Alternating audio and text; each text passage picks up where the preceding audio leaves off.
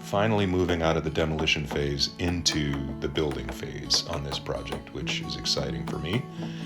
A lot of blocking had to go in before the new subfloor went in to tie the old subfloor planking to the new subfloor that I'm about to put down. So screwing it to the old planking and then nailing it off to each of the joists. And I went around the rim of the whole section where I had to tear out the floor.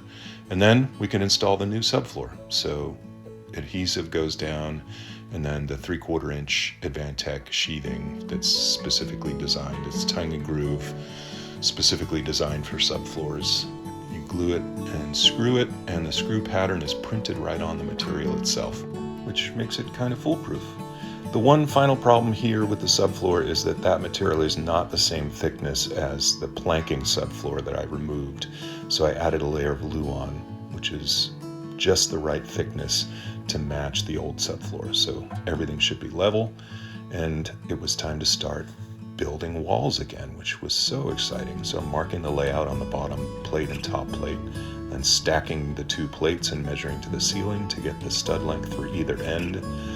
And I'm doing it this way because I want to cut each stud one at a time, because neither the ceiling nor the floor are actually flat. So each stud is going to be carefully cut to the exact length it needs to be to fit snugly. And once I got the end studs in and the bottom plate and the top plate nailed off to the joists, I just went back and filled in along the layout each stud, and I cut it carefully so it fits snug.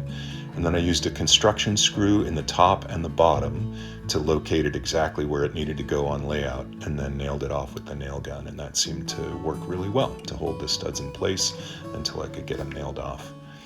Then when I got to the corner, I need to add a nailer on the end of the long wall so that the wall perpendicular, where the bathroom door is going to be, can tie into it.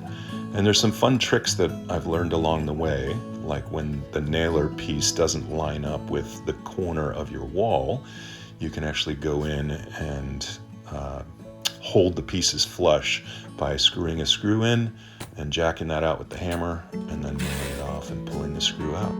Kind of nice to have this first wall up, but I had one more thing to do before I could finish the bathroom wall section that has the door in it, and that is replace this section of hardwood that was, I think, never put in because it was where the 2 doors met for the bedroom and the bathroom. The rest of the hardwood has an underlayment that's kind of like tar paper under it, and it actually has some thickness to it. And the closest thing I could find was that rubberized carpet underlayment. So I took a piece of that, cut it, and put it in there so that the floor would be at the same level there. And I'm just using a regular finish nailer to drive those nails in. When I put the bathroom floor in, which will be hardwood, I will rent one of those hardwood nailer special tools. But I thought for this patch I could get away with just using the regular nailer, and it seemed to work okay. The underlayment kept wanting to move, but there's the second piece going in, and I had to countersink those nails to get the next one in, and then I drove this one a little too hard, snapped off that little piece of tongue, but I thought that's going to be fine because this next piece is long enough to catch the tongue on that piece behind it. So trim with the multi-tool, tap that piece in, and drive it home. And let me know what you think. Thanks so much for watching.